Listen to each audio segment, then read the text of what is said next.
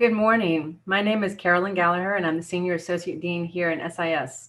Welcome to our webinar today, Trade, Has Trump's Isolationist Stance Paid Off? Before I introduce our panelists, just a little bit of housekeeping.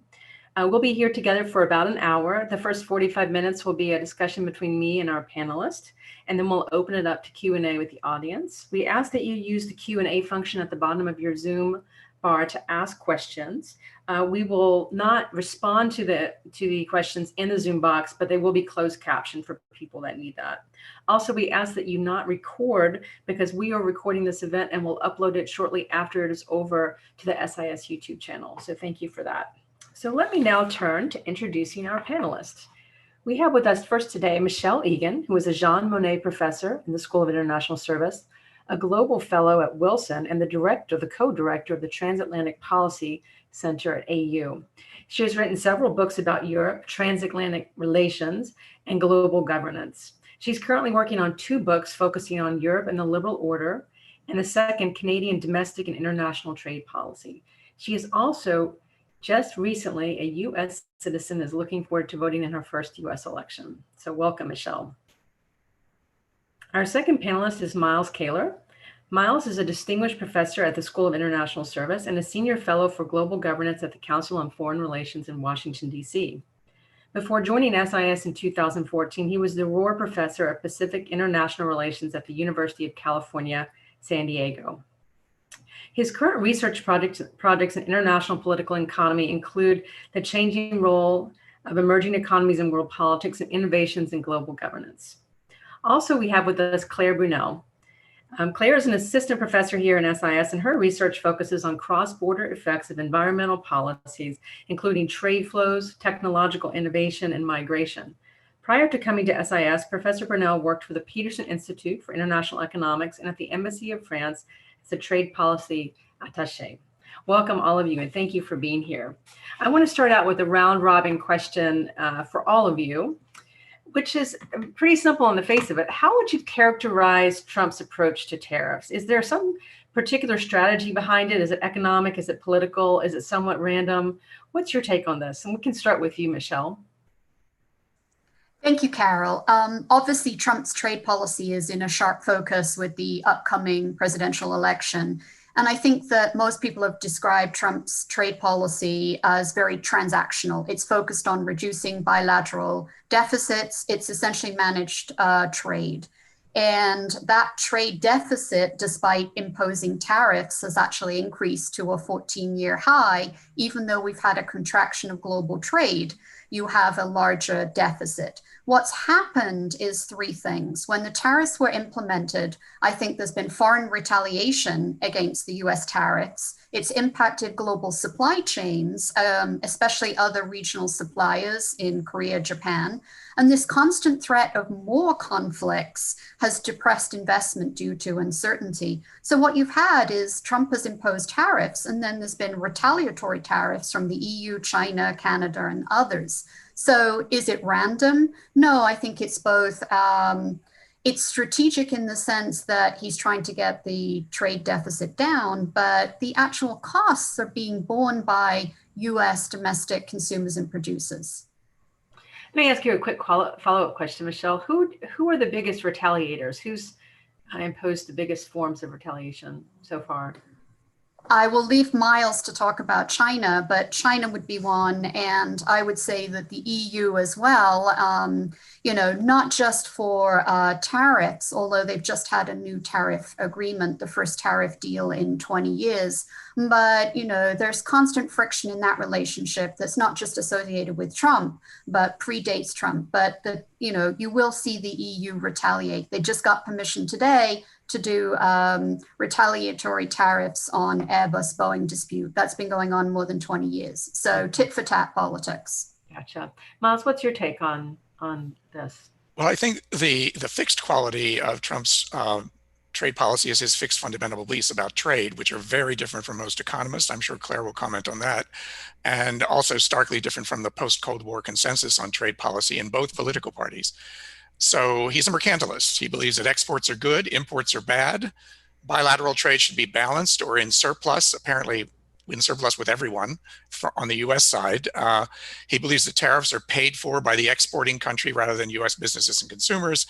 And most important, perhaps, he's very deeply suspicious or opposed to nearly all recent trade agreements. He pulled out of the Trans-Pacific Partnership very early in his administration. One of the first things he did, he threatened to overturn Nafta, though he ultimately renegotiated it. And nearly any country or trading group has been a target of Trump's tariffs. And this is exemplified by his steel tariffs, which took on both our allies as well as our trade rivals like China.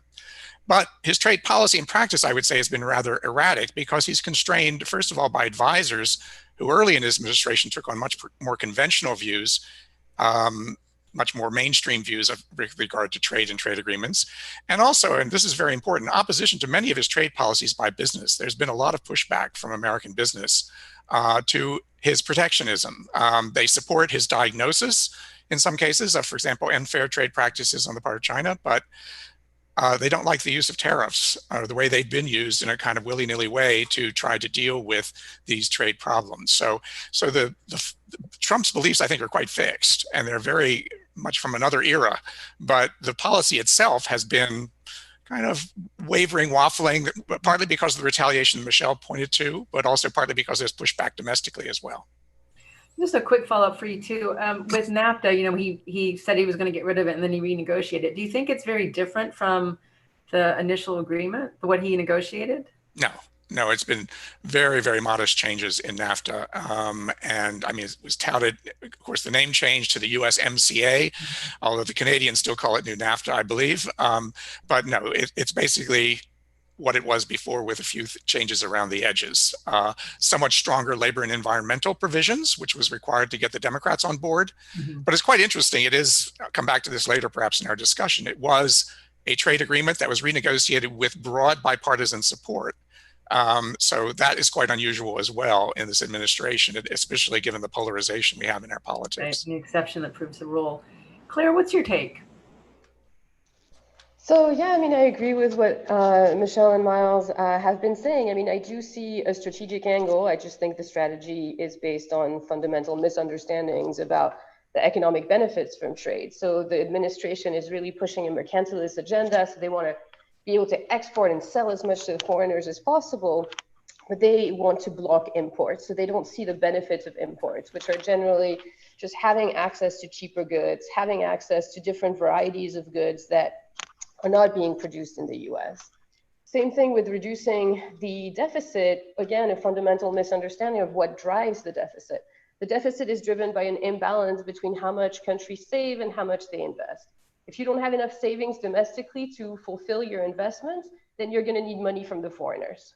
You can renegotiate a bilateral trade agreement as much as you want. If you don't rebalance saving and investment, trying to reduce the deficit with China will just move the deficit to Vietnam. And so there's a lot of misunderstandings here. You do have this political angle, and what the administration started a couple of days ago with trying to get protection for blueberry farmers, where blueberry farmers are very concentrated in Georgia, Florida, and Michigan, is very clearly a political move. Mm-hmm. I will also just say that, you were mentioning NAFTA. I think of this administration's trade policy as kind of a marketing ploy. So, the tariffs are very real, but what the administration has claimed as their achievements, like the renegotiated NAFTA or like the phase 1 deal with China, I really see as just a marketing ploy. You're just saying that you achieved things, but in the end, the meat of the agreement is very small. NAFTA hasn't changed very much. The phase 1 deal with China is based on concessions that China was going to make unilaterally anyways, and then a commitment to buy a whole bunch of US goods. But when you ask economists, it's not clear that the US industries have the capacity to make that much to sell to China anyways. So there's a lot of fluff, basically. Yeah. Can you think of another, or give us another example besides blueberries where there's a political dimension to the tariffs?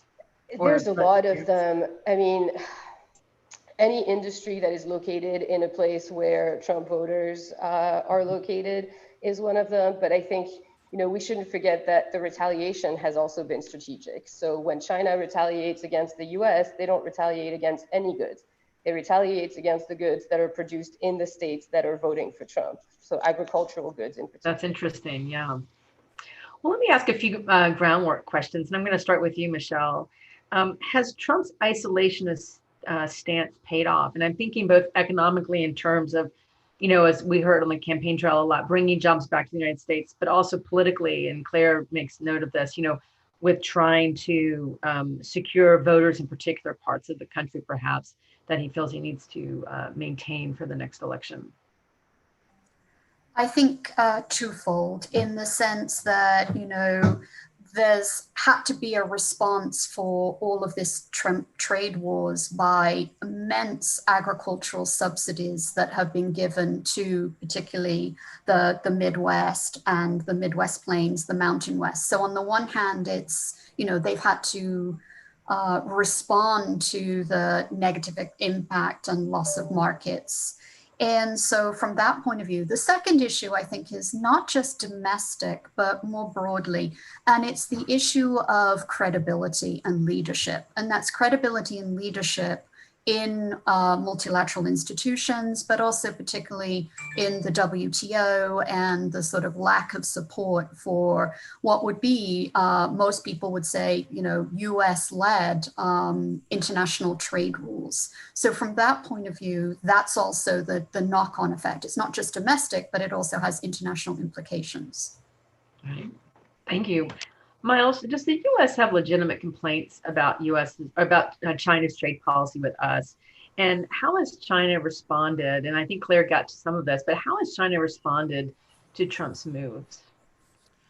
Yes, absolutely, Carol. A lot of U.S. businesses, even those that have done very well in the Chinese market, have voiced complaints that have grown in recent years over the many ways in which Chinese firms, especially SOEs, state-owned enterprises, are favored through informal protection of various kinds, intellectual property theft, and forced transfer of intellectual property, and subsidies. That's really maybe the biggest issue of many kinds that the Chinese government at many levels extends to its companies and gives them what is seen as an unfair trade advantage.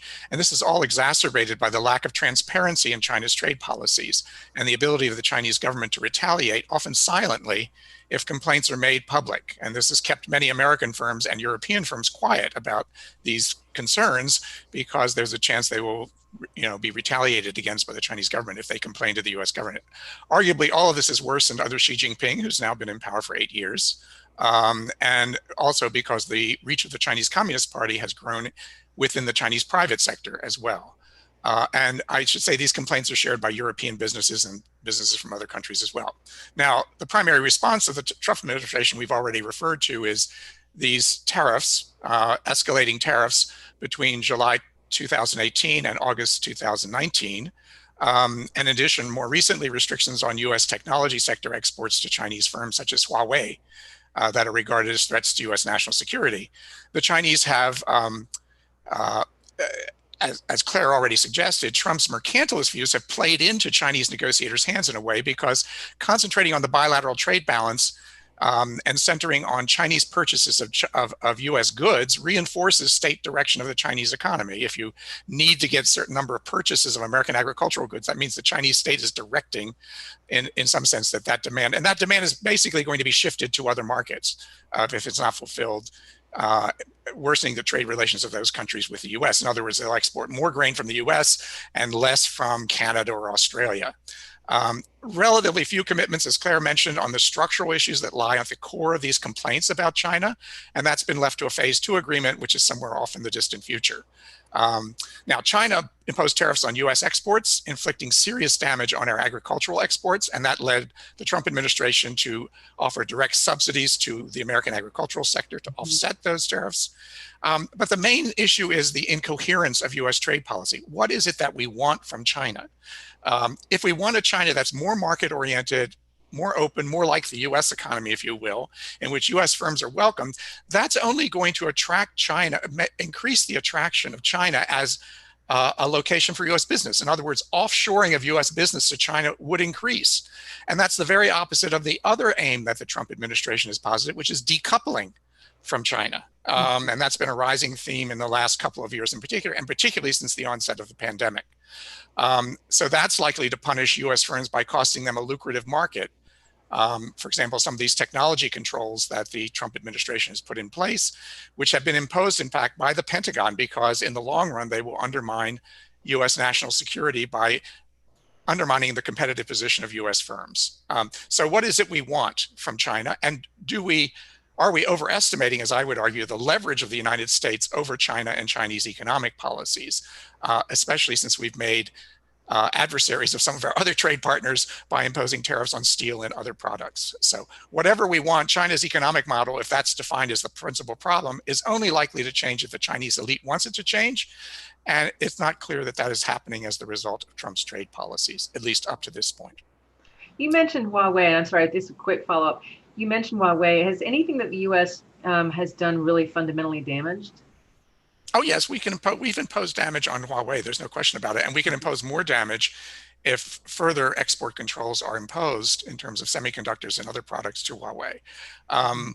But then what is the response of China going to be to that? Well, the response of China to that on the technology side has been to accelerate their efforts to become more autonomous in these technological sectors, which they were already aiming to do anyway. Or they will get those exports from the United States from other countries, in particularly from Taiwan and South Korea, which are major suppliers to Huawei and other Chinese technology firms. So once again, what leverage does the US itself alone have as compared to the US acting with other countries? And are we damaging our own companies? And recall, these are big export markets. We've just got the Chinese to agree to increase imports from the United States. And now we're telling our firms that they can't export to China in certain high technology sectors, which is exactly where we have a competitive advantage. So there's a real incoherence, as I say, in what's been happening. Yeah. Claire, are there any particular industries that you think have benefited from Trump's tariffs? And then conversely, who's not benefited? Who's seen a negative effect? If you can give us kind of a industry-wide or a pandemic view, not a pandemic, a panoramic view, sorry.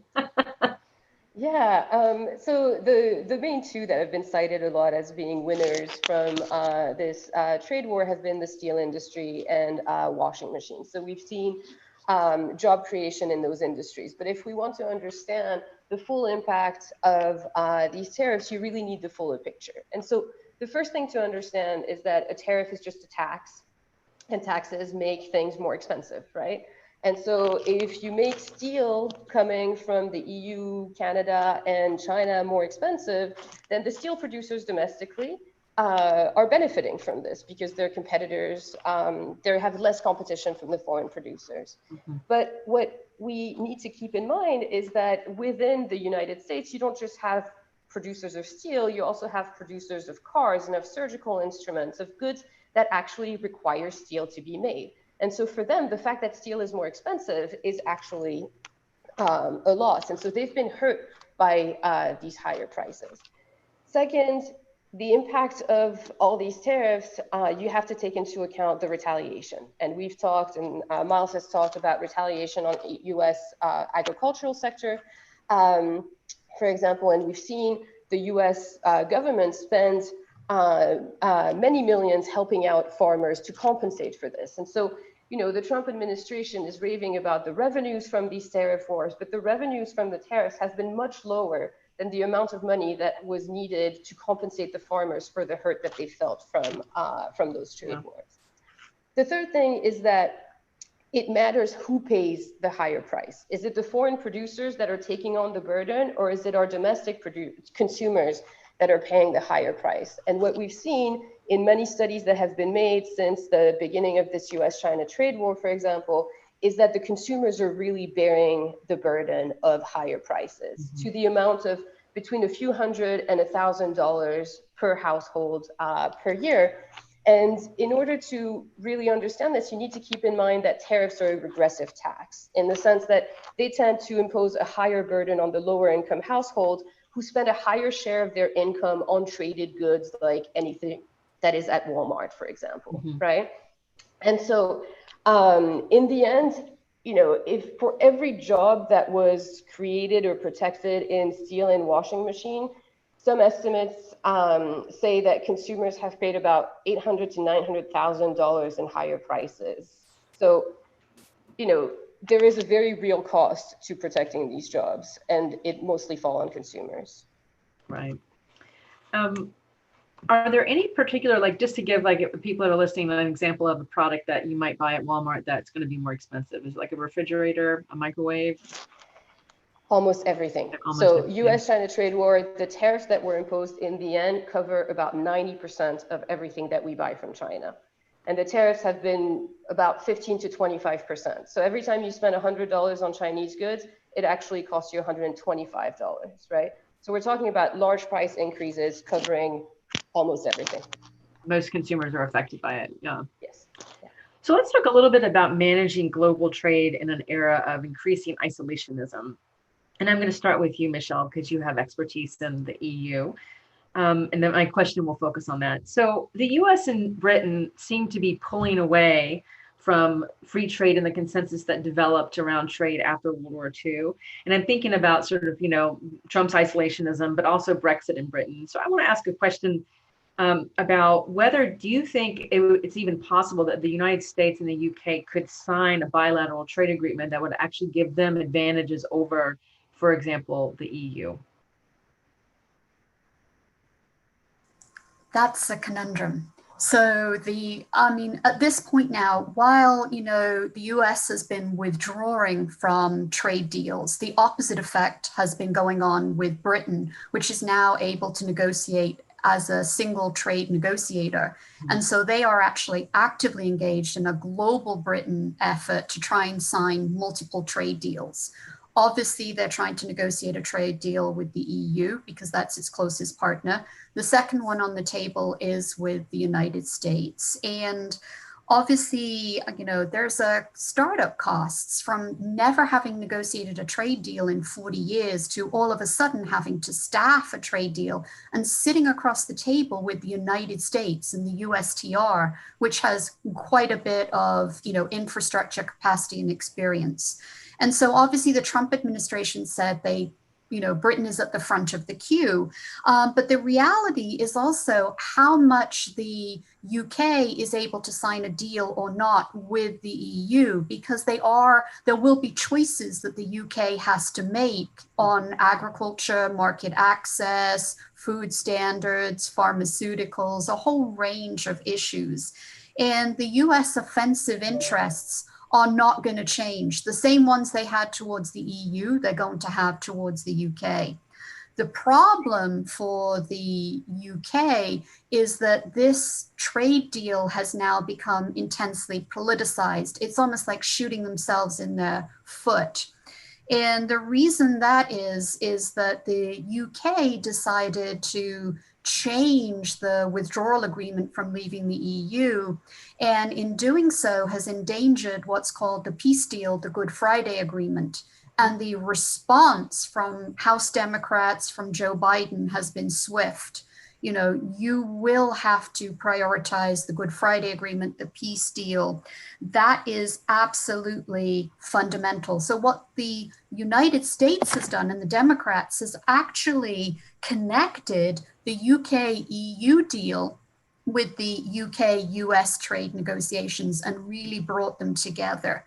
So, one has to remember, it may sound trite, but, there is a really strong Irish lobbying presence in Congress, and they've done a far better job making the case for Ireland and the Good Friday Agreement than the UK has done here in Washington.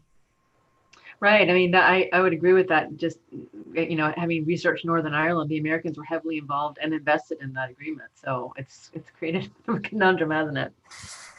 Miles, let me ask you a question about what's happening with the U.S.'s leadership at the World Trade Organization. Right now, the U.S. is refusing to appoint new judges on the appellate body. So the dispute settlement mechanism isn't functional anymore. What's happening? What are states doing in this context?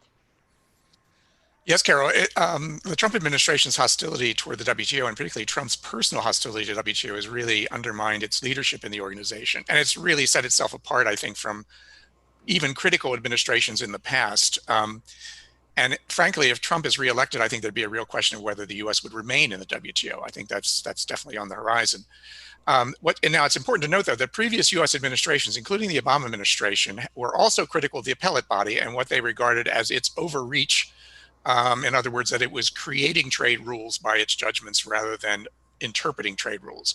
But the Trump administration, by refusing to allow appointment of new members to the appellate body, has brought the work of that group to an end. And basically that makes the dispute settlement mechanism, as you mentioned, questionable now. So the U.S. complaint centers on the appellate body, its losses in cases over trade remedies, which means anti-dumping, countervailing duties cases, which are very important in U.S. trade remedy legislation, but a very disproportionate response in a way because this is a relatively small number of cases, and the amount of goods actually affected by these cases is very, very small. So it's kind of using a nuclear weapon against the appellate body for something that's really relatively minor and could probably be negotiated by an administration that is less hostile to the WTO and global trade rules. Now, the response, however, and this is interesting for global governance in general, in early 2020, other countries designed a workaround without the United States. So this is EU, China, other countries, called this is a mouthful, the multi-party interim appeal arbitration arrangement, which is essentially a substitute for the appellate body as a temporary measure while the US is preventing it from working. But I would have to say the long run issue for the WTO is that it must restart successful trade negotiations, which have not happened for a long time. And the reason the appellate body is seen as overreaching is because, if you will, the legislative part of the WTO has been gridlocked. And therefore, the appellate body has been asked to interpret increasingly rules that are obsolete or rules that really should be revised. And yet the members of the WTO have not been revising them through negotiations. So that's the big problem, is how do we get the WTO back in the trade negotiation business? And I'm guessing if the US pulled out, that would be easier or harder? Well, it would be easier probably, but it would be less effective, obviously, when you have, one of the two largest economies in the world economy not participating in the WTO. So that would be, going to quite questionable as to how effective those negotiations would be and where the organization would go. Yeah, definitely. Thanks. So Claire, how has the global pandemic affected U.S. trade policy? And I'm thinking in particular, at least on the front end, global supply chains for things like masks, PPE, but I'm also curious, thinking about a vaccine, how that's going to play out. Yeah, so this is a very big question. But so basically, what we need to understand, first of all, about how trade works is that supply chains are global, as you mentioned. So everything is made with parts coming from all over the world, essentially. And the reason for this is because, it doesn't make sense for me to produce everything that I want to consume, right? I'm incapable of making a computer. I've killed a cactus before, so I clearly can't grow my own food. So, it doesn't make sense for a household to make everything they want to consume. In the same way, it doesn't make sense for a country to produce everything they want to consume, right? So you're going to want to buy a part. Now, we saw during COVID that those global supply chains created issues because you were reliant on other countries to get the masks and some of the personal and protective equipments that we needed. And so now there's a lot of conversation about reshoring, about basically making sure that the production of those goods is done domestically. And again, that's very inefficient because if you think about a ventilator, for example, there's a lot of different parts for a ventilator. The idea that you will be good and very efficient at making every single part of this ventilator doesn't really make sense. But what we've seen in addition to the reshoring or motivating this reshoring is the fact that countries have imposed export bans, right? So they basically decided, I need those masks myself, so I'm going to prevent my companies from exporting those masks to other countries just to make sure that I have enough domestically. And same thing for food. And that brings me to the notion of vaccine nationalism. This is the scary part about what's going on right now. Now, when it comes to vaccine, one analogy that has been used a lot is comparing it to the oxygen masks that fall when your cabin is depressurized in an airplane and you need to help yourself before you help others. But the problem here is that, in a depressurized cabin, the masks fall in all classes, right? Economy to first class.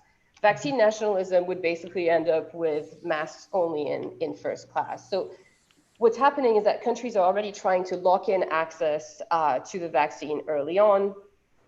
We know that there's going to be a limited supply of it, at least at the beginning. And so countries are bidding against each other. And when you're bidding against each other, what you're doing is you're just making the vaccine more expensive for everybody. So that's already a really bad thing. We're going to potentially see a breakdown of supply chains for the raw ingredients of the vaccines or the vials that we need to put the vaccine in. And this is actually where, lower income countries who don't have the money to outbid the US for the vaccine, what they can do is they can break those supply chains by saying, well, I have an ingredient that you need to make the vaccine, and I will not give it to you unless you guarantee me some access to the vaccine. And to give you an example of this, the main vaccine candidates are all reliant on a raw ingredient that comes from some tree in Chile. It only comes from there, and it's only manufactured in Sweden. And so that gives Chile the power, potentially, of breaking down those supply chains and of being able to negotiate this way.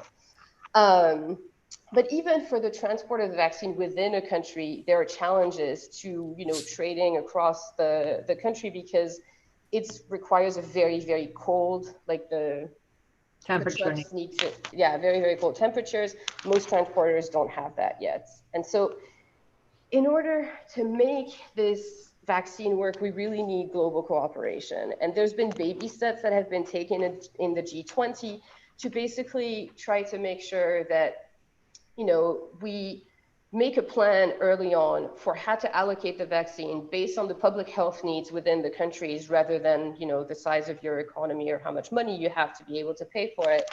And that if you give people a sense of security that they're going to need the vaccines that they're going to get the vaccines that they need, and then it will decrease the incentives to try to fight everybody else to get your share of the pie, right? But in order to do this, you need global cooperation. And so far, the vacuum of US leadership is being felt in that arena as well. So as a follow-up question, I mean, I guess in some ways we're assuming the vaccine would come out of the United States, but what if it comes out of another country, or it comes out of a multinational that maybe we think of as American, but it's actually paying taxes someplace else, or is, registered someplace else? How does that play into this whole vaccinalism? I was actually thinking beyond the US. I mean, it's likely to come from the US, UK, Germany. So, there's, for all of those countries, those are all rich countries that can afford to just hoard the vaccine, that can afford to pay higher prices. If it comes from Germany, the US can buy it from Germany, right? They can come into an agreement early on and say that they're going to pay more than everybody else, and so guarantee themselves access to the vaccine. The problem is, how does it trickle down? How do we make sure that everybody has access to the vaccine? Because if you only vaccinate the US, it still doesn't fully protect the US, right? If everybody else in the world is infected, obviously, this is a problem. And so this is where this global cooperation is really important. It's crucial, yeah.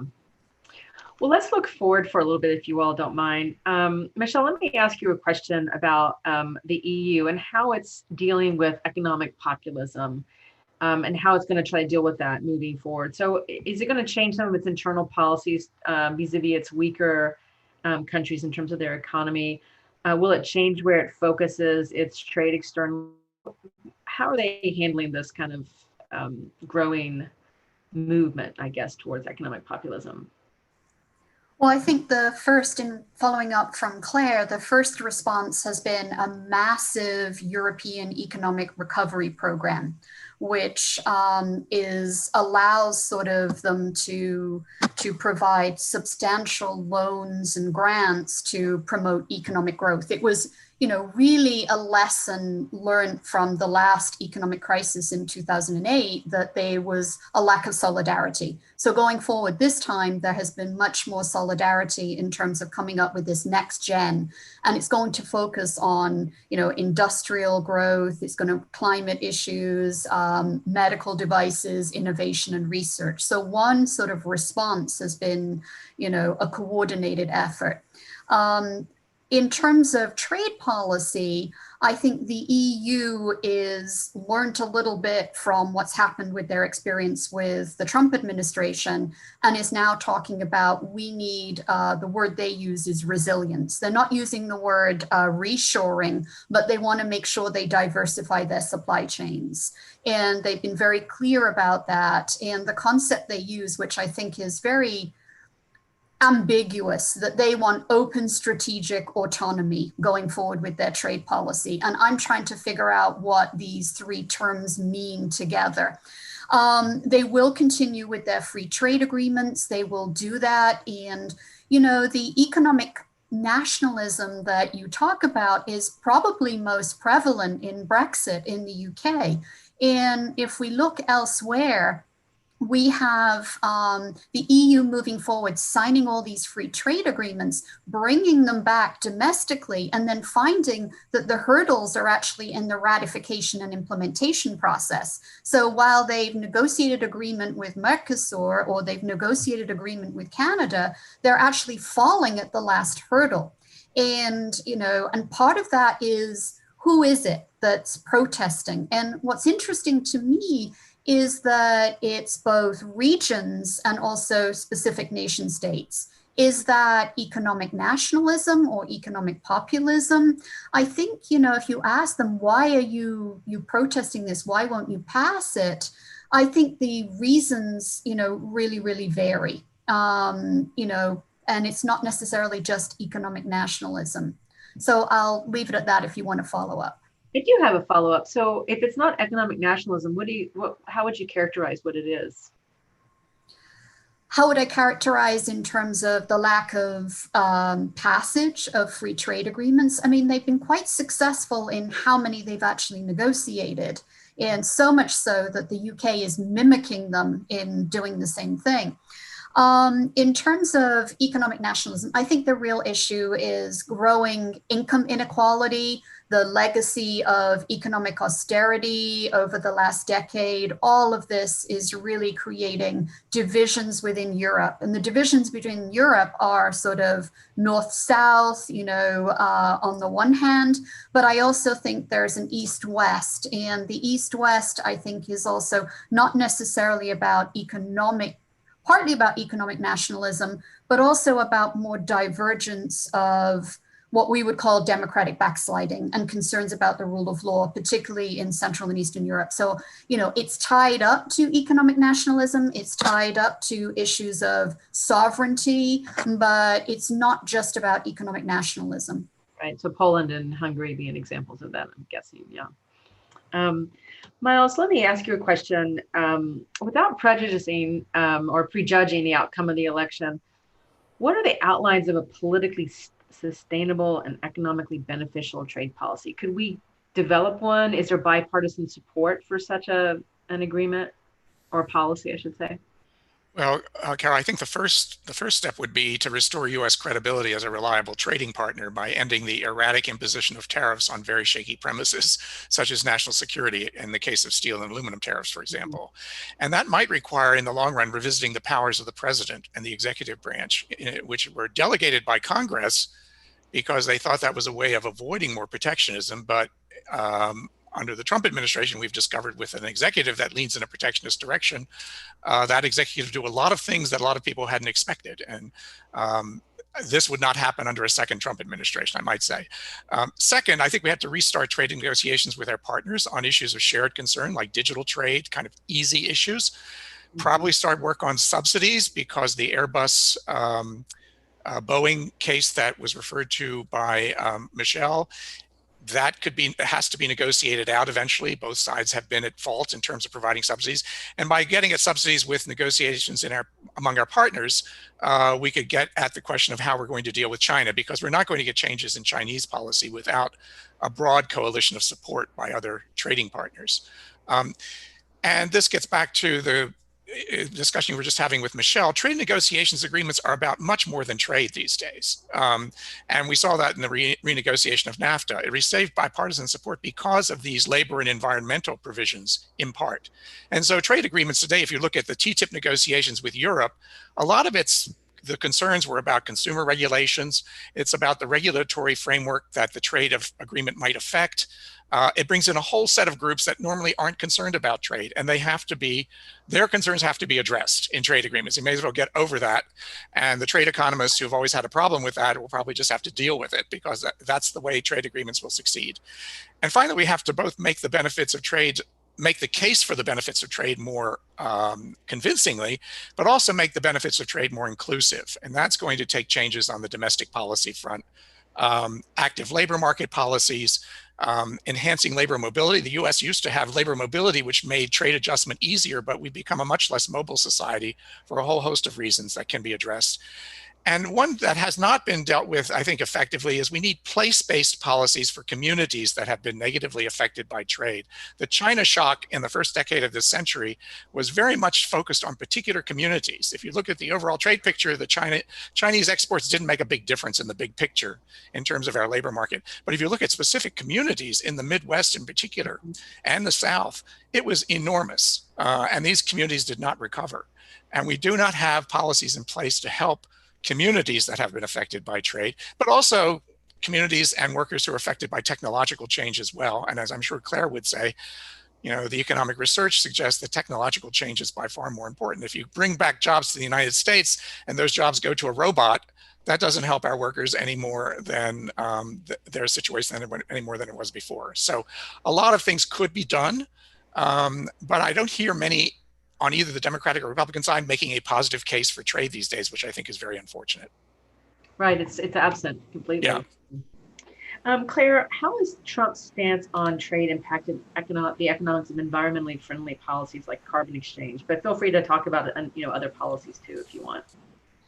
Yeah, so I think with the current administration, the first thing to note is that we have no hope for any kind of price on carbon, right? Like the Trump administration has been more concerned with removing environmental policies than engaging in new ones. So they've removed things like the fuel efficiency on cars. They've removed the clean power plan that was meant to limit emissions from the power sector. There's also no chance for US leadership in global climate negotiations. The Trump administration withdrew from the Paris Agreement. And with what Miles was saying about, the current administration's dislike for the World Trade Organization, there's no hope that the US will engage in discussions about liberalizing the trade of environmental goods and services. And this is a shame because, one of the things that the Republican administrations usually are pretty in favor of when it comes to the environment is any kind of industrial policy for renewable energy, right? Because we're creating new industries, we're creating jobs, we're having companies that make profits. But even this hasn't been pushed by this current administration. And just to give you an idea, going back to those tariffs, if you look at the solar industry, there's been tariffs that have been put on solar panels coming from China, which means that solar panels coming from China are now more expensive, which grants protection to the US producers of solar panels. But if you look at the solar industry, most of the jobs in the solar industry are not in the production of the solar panels. They're in the installation and in the maintenance of those solar panels. And so if you want to create a lot of jobs in the US solar industry, you want solar panels to be as cheap as possible because you want to encourage the installation and the maintenance of those panels. And so even within an industry, even within the solar industry, you have two competing lobbying pressures where the producers are pushing for tariffs because they don't want the cheap Chinese options, and the installers and the maintainers, they're actually pushing for cheap solar panels. And so you have a lot of issues here. But if you think about what might happen with the next administration, I mean, the Biden administration's climate plan is, seems to be in favor of having a role in global climate negotiations. They want to have 100% renewable energy by 2050. So here we're talking about, potentially reducing tariffs on things like solar panels to be able to achieve the goal of having 100% renewable energy. But it's going to be interesting to see what happens because the Democrats are traditionally, they're not the pro-trade party, right? And they're actually have very strong links with unions. And so it's not clear that Biden is going to have the ability to reduce all the tariffs that have been imposed by the Trump administration currently.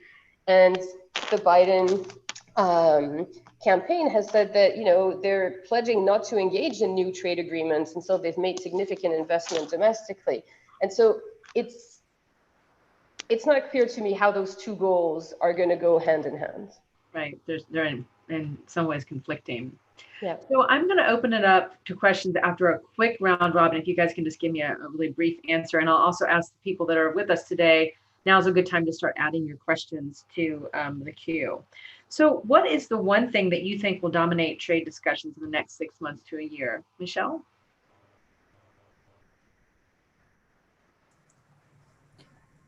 In the US or the rest of the world? I think, the one issue that I would say is if you have a change of administration, you might have a change in tone, but a lot of the substance of issues like Claire and Miles have alluded to, dealing with China in terms of subsidies and others, trade plus issues of tech companies and monopolies, issues of digital tax, all of these issues are going to be on the table. So I think, if there's a new administration, maybe. And then the second issue is, I think a lot of this is not just depending on who it is, but I think we also need to look at the composition of the Senate as well, because Trade Promotion Authority will come up next year, and we have to think about what that means as well. Miles? Well, short answer, what do we do about China? What are the benefits and costs of the current level of economic interdependence with China, and how should it change? And acknowledge that the ability of the US and its trading partners, even in coalition with its trading partners, is pretty limited in terms of changing Chinese policy in the short term. And also taking into account that China is like a giant economic magnet and will be even more so in the next few years because China's economic recovery is proceeding apace while Europe and the United States are still in recession. And that's probably going to continue the next few years, that China is going to recover more quickly than we do from the current pandemic imposed recession. So China is going to be even more attractive as a trading partner to firms and countries. And what are we going to do about that? So it's going to be tough for either a Democratic administration or a second Trump administration. Yeah. Claire? So I agree with all of this. I would really insist on tech. I think tech is going to be a massive issue that we're going to hear a lot about, and not just with regards to China, but the digital tax was mentioned a little bit, but the EU is considering what to do with profits from the big tech companies, Google, Apple, Facebook, and Amazon. And I think this is going to be a very contentious issue. Can the EU tax the profits of these companies before they go back to the US or not? And so I foresee a lot of tech-oriented with the EU and China, both. So I'm going to open it up to questions, and I'm going to start with a question from John Vatian. What are your thoughts on Ambassador Robert Lighthizer, may be pronouncing that name incorrectly, specifically as a negotiator, and then as to how much he is influencing Trump's perceptions around tariffs? Anybody want to answer that on the panel? So it seems to me like, you used to have a number of, or a range of opinions surrounding the Trump administration about trade. And now you've really gotten rid of the more reasonable people and you're left with the more radical, really pushing an anti-China agenda in the administration. And Lighthizer has found himself kind of becoming someone who tempers the rest of the administration, trying to, he came up with a defense of their phase one trade deal last week, where he was basically trying to say, we need to keep in mind that this is only a phase one deal. He has in mind that there should be more phase two, maybe phase three deals coming up next, and that if you want this to happen, you need the goodwill of the Chinese side to be able to negotiate with them, right? And so he seems to me to be tempering things a little bit right now. Mm-hmm. We also have a question from Yair van de Stelt. Trump could be gone in January, but that does not automatically cause U.S. domestic politics to be more favorable toward trade liberalization. In 2016, for example, TPP was also denounced by Clinton and Sanders. Do any of you think there is an appetite in the Democratic Party to revive an active free trade policy? I just want to mention one thing that refers to something that Claire said earlier. Typically, the Democrats have been seen as the more protectionist policy, but under Trump, that is actually flipped in certain respects. If you look at survey data in terms of Democrats and Republicans in surveys, especially younger voters, Democrats are now the pro-free trade policy. There's been a kind of a Trump effect. So the polarization in American politics has affected the attitudes toward trade. If Trump is protectionist, Democrats now have to be pro-trade. Now that's going to be colored, however, by the very negative views of China that are current in the U.S. public and especially among the U.S. elite. I mean, here in Washington, the attitudes toward China overall, not just in trade, but overall have gone sharply negative in the last few years. I think they've this talk of a new Cold War with China, I think it's really gone, the pendulum has swung too far in the other direction. So that's going to constrain a Biden trade policy. What they do about the tariffs imposed on China will be a very interesting indicator of that, because we really are shooting ourselves in the foot with many of these tariffs, as Claire has pointed out. They're costing jobs rather than gaining jobs. You can make that case, but given the attitudes within the groups that support the Democratic Party, whether the Biden administration will go in that direction, I'm not sure. I think certainly reviving interest in the WTO, trying to get trade agreements like the revised Nafta in place that can have strong labor and environmental policies are certainly feasible under the Biden administration. And I think their broadly internationalist outlook would point them in that direction. But Michelle and Claire may disagree. Well, we have a question from Mehdi Askaria from the UK. And my apologies, Mehdi, if I pronounced your last name incorrectly. Except in the case of China, what other aspects of international trade changes that Trump has made would a Biden administration maintain or pursue? Anybody want to take that one? Michelle, did you want to take that one? In terms of just generic issues, I'm going to go back to Claire's issue and just say there are some contentious issues on the table, that things like industrial subsidies, tech, digital tax, they're going to have to deal with that regardless. And they're going to be very, very contentious.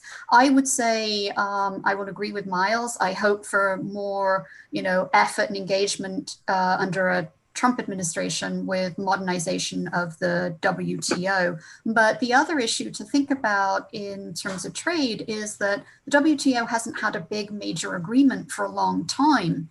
And so, the question will be whether a new administration might actually push forward with plurilateral deals rather than try and do a multilateral. I'm not sure that fully answers the question, so I don't know if anybody else wants to take a shot. Anybody else, or I can move on to the next question. So Eric Kim asked, U.S. Plans to partner with Taiwan to shift the supply chains away from China. How much will this impact China, and where is the supply chain more likely to move to? Well, that's a very interesting question in general, not just with regard to Taiwan, but in general. So supply chains are definitely, that's modern trade in many ways. And that's why these tariffs on China have been so backward looking in a way, because they've disrupted supply chains in unexpected ways. Now, the US is leaning on Taiwan and South Korea because of our concerns about high technology sectors in China to move their supply chains away from China for national security and other reasons. What I have seen so far, even with the pandemic, is that, and Claire can correct me, is that this is a very slow process. China has enormous advantages as a manufacturing center in all kinds of sectors. And Taiwan has deep levels of interdependence with China, even deeper than the United States. So getting countries to move their supply chains out of China, it's happening. I think it's happening first in labor-intensive sectors where they can move to countries like Vietnam. And you see some kind of low-tech sectors moving in that direction. That's not going to benefit the United States. It fits with Taiwan's government's attitude, which is they would like to reduce their dependence on China for their own reasons of national security. But once again, if you're looking at it from a firm perspective, China is an enormously attractive place to manufacture all sorts of goods. And trying to get firms to think differently about that really requires a lot of policy changes, but also it would probably require more changes in other countries to make them more attractive to China. But Claire may want to comment as well. I agree with everything you said, Miles. I just wanted to add, as an example, like South Korea has been trying in the recent past to bring supply chains back to South Korea, and they're really struggling with it because it's really difficult to compete with some of the advantages that you get in China. And when, Miles alluded to this earlier, when you bring back jobs to a country like South Korea or like the United States, you're going to get a lot of the production processes that are going to end up being automated. And so you're not bringing jobs back. You're just, changing the way that the goods are being made. And you're just bringing machines back, essentially. And the movement away from China for the labor-intensive industries is happening because wages in China have been rising. And so now they're no longer competitive compared to Vietnam. It has nothing to do with any other country trying to move the supply chains in any way. It's just organically happening because wages are now more attractive in Vietnam than they are in China.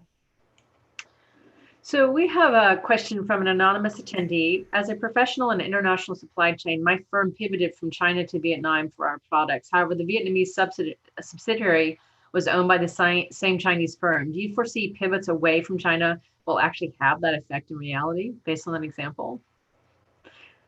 That's a great example, by the way.